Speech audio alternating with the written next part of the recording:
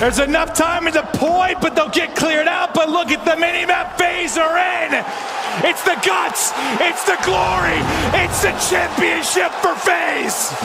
Atlanta FaZe, they are undoubtedly the best team in the Call of Duty League. How are they the best? Well, in this video, I'm going to break down what makes them the best of the best. Atlanta FaZe has some of the most talented players in the CDL. Let's start off with Simp.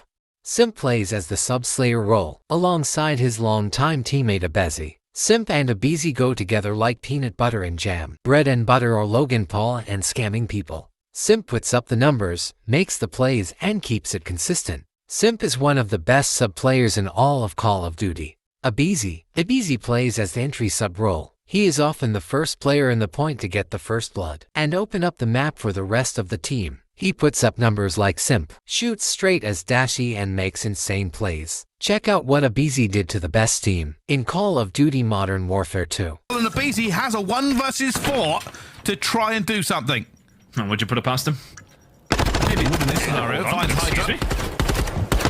Surely not Hydra. Oh my goodness, aBeZy! Oh, 1 versus 4! Oh my goodness! Maybe the greatest play you ever seen! It's a New York breakdown! If that's not enough to prove your talent, I don't know what is. Celium. This guy is known as one of the best Call of Duty players, period. He is insanely talented, and his comms are the most elite. Heal me, pista. Realize that. Or pista, I'm extra pista. Come on, for left right now. Nothing left, nothing me. Come on, Trent right now. Last but definitely not least, Drazah, or Drazilla. He is a former Call of Duty world champion, and has been consistently grinding and putting up the stats since Cold War. Putting these for individuals on a team is criminal to the players who have to compete against them. Each of these players have some of the most respectable stats in the Call of Duty League. But this team hasn't always looked like this. The roster has had minor changes over the years but has consistently stayed at the top. Let's take a look at Atlanta FaZe in Cold War. Cold War was heavily dominated by the Atlanta FaZe, by them winning 3 out of the 5 majors and eventually winning champs against the Team Toronto Ultra.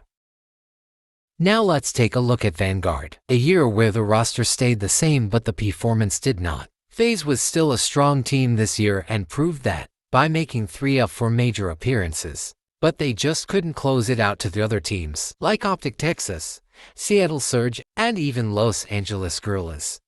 These teams started to flip the switch on FaZe. FaZe not winning any majors was a major problem, so FaZe decided to do something about it. Goodbye Arcides and hello Slasher. FaZe dropped Arcides and picked up Slasher for the new season of Modern Warfare 2, in hopes to turn things around. Unfortunately though, FaZe was still having issues. They did find some success by winning Major 2, but the fact that this was the first year since the Call of Duty League began that they didn't make it to Champs Finals was insane, and it's just not good enough for FaZe. FaZe was starting to panic. They didn't know who was the right fit for the 4th spot on FaZe. Celium, Simp, and aBeZy are such a strong trio that they just needed that extra dab of sauce to bring the formula together. FaZe searched high and low and found someone perfect for the role. Drazah, also known as Drazilla. That's right, the former Los Angeles Thieves bodybuilder is coming to FaZe. So far this year, they look incredible. Atlanta FaZe is looking strong as ever.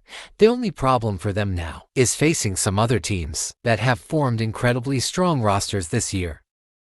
If Atlanta FaZe struggle to win more than 1 major and don't appear at champs again, will this be the end of the Tiny Terrors and the Titanus trio? Only time will tell.